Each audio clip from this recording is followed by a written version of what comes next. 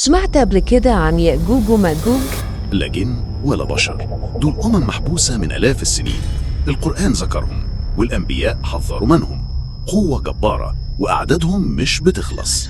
لو خرجوا هيمشوا على الأرض زي الطوفان، ياكلوا كل حاجة، بشر، حيوانات، شجر، وأي حاجة تقف قدامهم.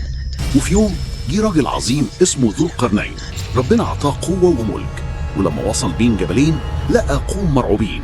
قالوا له يأجوج ومأجوج مفسدين في الأرض، فبنى ليهم سد عظيم حبسهم ورا الجبال، ومن ساعتها محدش قدر يخرج.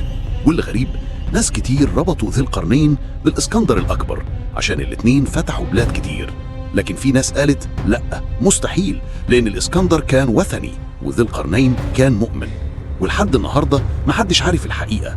بيقولوا كل يوم بيحفروا، بس قبل ما يخرجوا السد بيتقفل تاني، لكن في يوم السد هينهار، وساعتها العالم هيتقلب جحيم.